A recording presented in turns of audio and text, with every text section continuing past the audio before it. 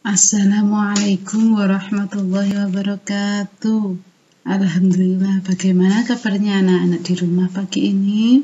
Semoga semua selalu senantiasa dalam lindungan Allah Subhanahu wa Ta'ala. Kita berjumpa kembali di SMP Plus Darussalam Lawang dalam pembelajaran daring atau online.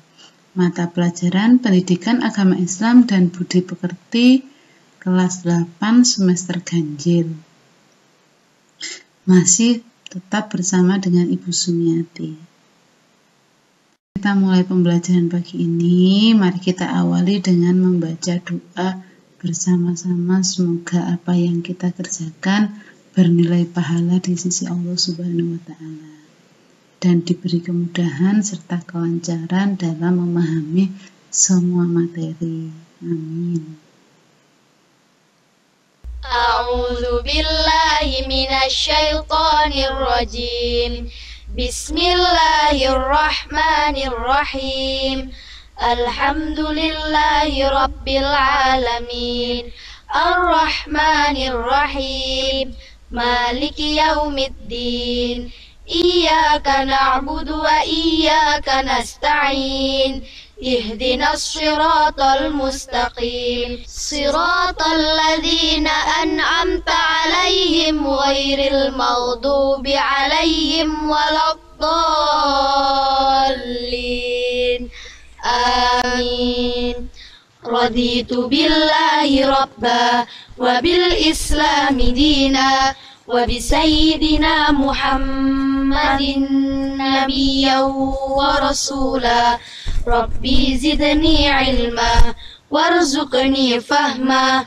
Allahumma faqihni fid din wa 'allimni ta'wil bi rahmatika ya alim ya rabbal alamin. Amin, amin, amin ya rabbal alamin. Pada pagi ini kita akan membahas melanjutkan bab 3 tentang dekat kepada Allah dengan mengamalkan sholat sunnah. Pertemuan 1 dan 2, semoga anak-anak sudah memahami materinya. Pada pertemuan 3 kali ini, mari mengamalkan sholat sunnah secara munfarid dan berjamaah. Sholat sunnah munfarid dan berjamaah, yakni sholat sunnah yang dilakukannya boleh secara munfarid ataupun secara berjamaah, tergantung situasinya. Apa saja yang termasuk di dalamnya? Di dalam sholat munfarid dan berjamaah ini ada sholat taraweh, sholat witir, sholat duha, sholat tahajud, dan sholat tasbih. Mari kita ulas masing-masing sholat sunnah tersebut agar kita bisa melaksanakan dalam kehidupan sehari-hari.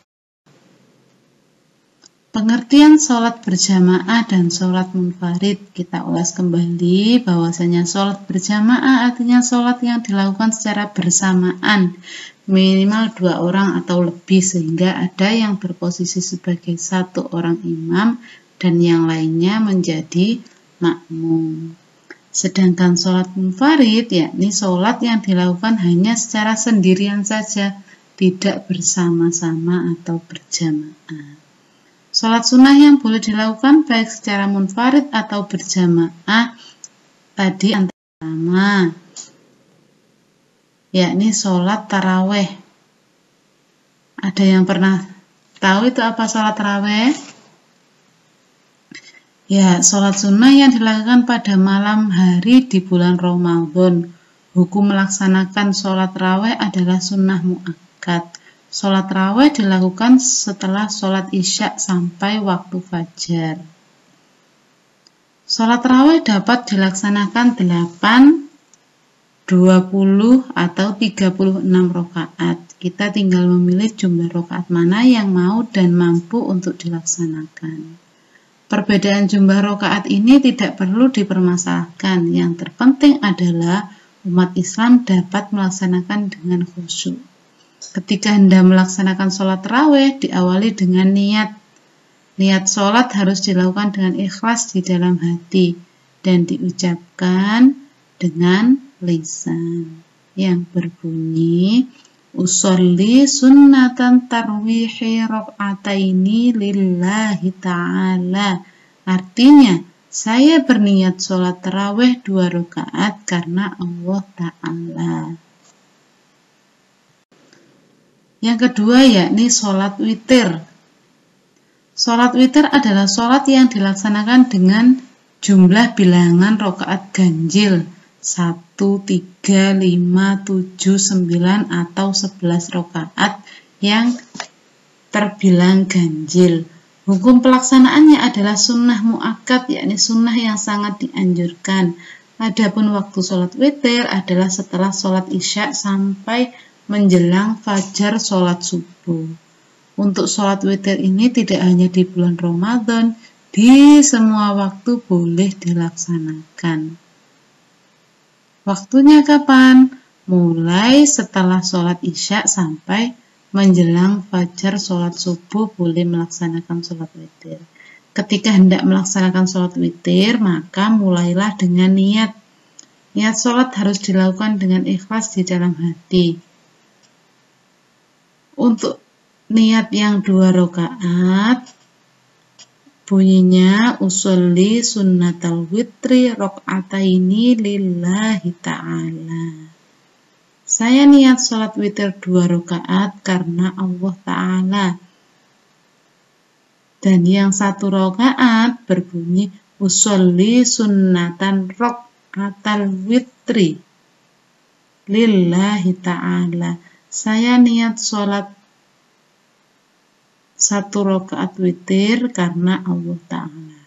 Bedanya 2 rakaat dan 1 rakaat ada di rok'ataini, itu kalau 2 rakaat, rok'atal kalau 1 rakaat. Bisa dipahami? Yang ketiga yakni sholat duha, yakni sholat sunnah yang sering disebut dengan sholat awwabin duha. Adalah sholat sunnah yang dikerjakan pada waktu matahari sudah menaik sekitar 1 tombak, sekitar jam 7 pagi, atau matahari setinggi sekitar 7 hasta, hingga menjelang sholat duhur.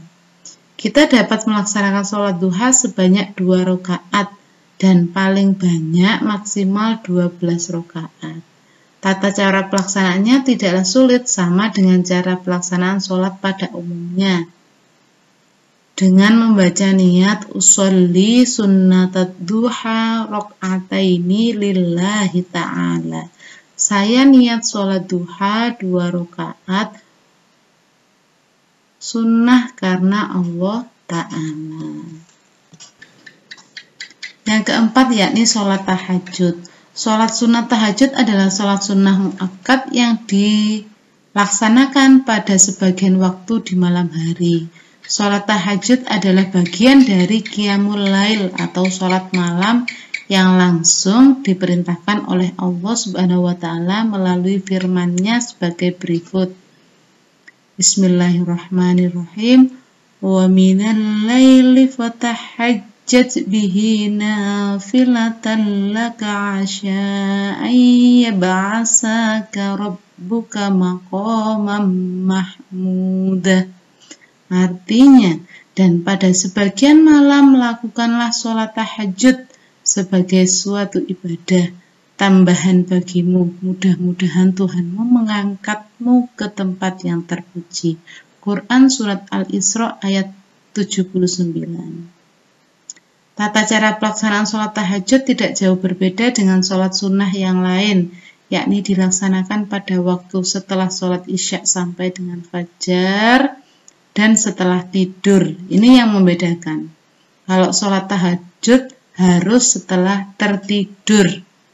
Walau hanya 5 menit, 10 menit, tapi sudah tidur sampai tidur, maka boleh. Yang kedua adalah jumlah rakaat, paling sedikit 2 rakaat dan paling banyak tidak dibatasi, maka sebanyak-banyaknya. Dilaksanakan sendirian atau berjamaah boleh. Lebih utama setiap 2 rakaat salam. Apabila dilaksanakan 4 rakaat, jangan ada tasyahud awal. Jika kita melaksanakan sholat tahajud, banyak manfaat atau keutamaan yang dapat kita ambil. Keutamaan sholat tahajud antara lain yang pertama dapat membentuk karakter kepribadian orang yang soleh. Yang kedua, sebagai sarana mendekatkan diri kepada Allah untuk mencapai kebahagiaan di dunia dan di akhirat. Ketiga, dapat mencegah diri dari perbuatan dosa. Keempat, dapat menghapuskan atau menghilangkan dari segala penyakit hati, iri, dendam, tamak, dan lain sebagainya. Yang kelima, mengobati diri dari penyakit jasmani. Begitu banyak keutamaan sholat tahajud, mari kita lakukan. Ketika hendak melaksanakan sholat tahajud, diawali dengan niat yang ikhlas di dalam hati. Untuk 2 rakaat, berikut niatnya. Usolli sunnatat tahajjudi rok'ataini lillahi ta'ala. Saya niat sholat tahajud 2 rakaat karena Allah Ta'ala. Tata cara pelaksanaan. Bacaan dan gerakan sholat tarawih, sholat witir, sholat duha, dan sholat tahajud sama dengan bacaan dan gerakan sholat wajib. Yang membedakan hanya niat dan jumlah rakaatnya. Yang kelima adalah sholat tasbih, yakni sholat sunnah yang dilakukan dengan memperbanyak bacaan tasbih. Sholat tasbih merupakan sunnah khusus dengan membaca tasbih sebanyak 300 kali di dalam sholat. Secara lebih terperinci, tata cara mengerjakan sholat tasbih terdiri dari 2 macam cara, yakni yang pertama dilaksanakan di malam hari, jumlah rakaatnya 4 dengan 2 kali salam. Sedang dilaksanakan di siang hari, jumlah rakaatnya 4 dan sekali salam.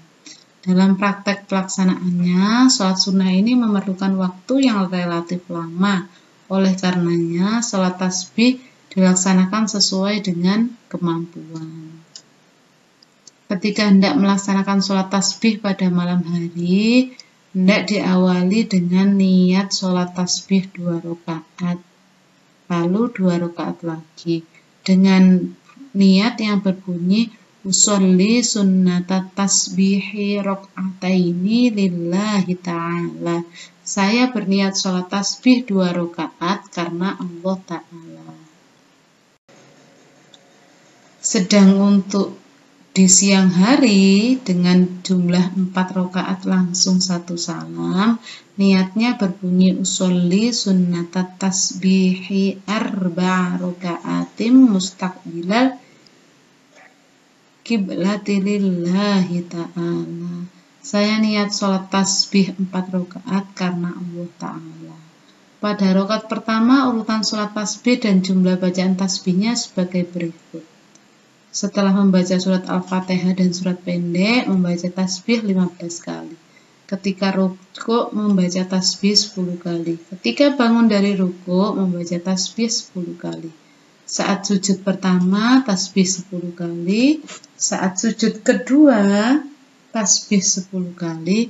Ketika duduk di antara sujud, tasbih 10 kali. Ketika akan berdiri untuk rakaat yang kedua, duduk dulu sebentar, membaca tasbih 10 kali. Setelah itu berdiri untuk rakaat yang kedua yang bacaannya sama dengan rakaat yang pertama.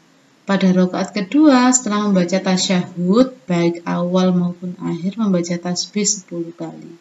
Dengan demikian, apabila kita hitung jumlah bacaan tasbih setiap 1 rakaat adalah 75 kali. Berarti jumlah keseluruhan bacaan tasbih dalam sholat tasbih adalah 75 kali 4 rakaat. Totalnya adalah 300 kali bacaan tasbih. Sampai di sini sudah paham anak-anak? Hikmah sholat sunnah. 1. Disediakan jalan keluar dari segala permasalahan dan senantiasa diberi rezeki yang cukup oleh Allah. 2. Menambah kesempurnaan sholat fardu. Yang ketiga, menghapus dosa, meningkatkan derajat keridhaan Allah Subhanahu wa Ta'ala, serta meningkatkan kecintaan kepada Allah Subhanahu wa Ta'ala. keempat, sebagai ungkapan rasa syukur kita kepada Allah atas berbagai karunia besar yang sering kurang kita sadari. Keempat, mendatangkan keberkahan kepada rumah yang sering digunakan untuk sholat fardu. Dan yang terakhir, hidup terasa menjadi nyaman dan tentram. Paham anak-anak? Ya, selanjutnya kalau sudah paham ada tugas. Panduan tugas. Yang pertama, jawablah pertanyaan yang terdapat pada kuis. Batas maksimal pengumpulan tugas yakni hari Minggu tanggal 20 September 2020. Bagaimana jika tugas-tugas terdahulu ada yang belum? Silahkan dikerjakan maksimal tanggal 20 September 2020. Sekian pembelajaran kita hari ini. Mari kita tutup dengan doa bersama-sama. Subhanaka la ilma lana illa ma 'allamtana innaka antal alimul hakim.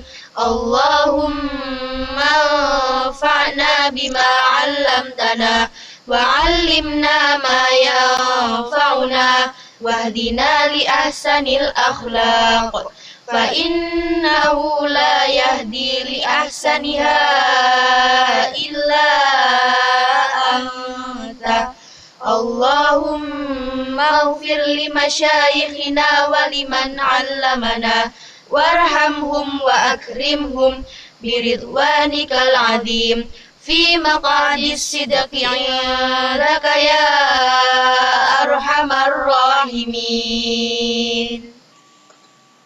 Amin amin amin ya rabbal alamin. Semoga ilmu yang kita pelajari hari ini bermanfaat. Kurang lebihnya semua maaf. Akhirul kalam, wabillahi taufiq wal hidayah. Wassalamualaikum warahmatullahi wabarakatuh.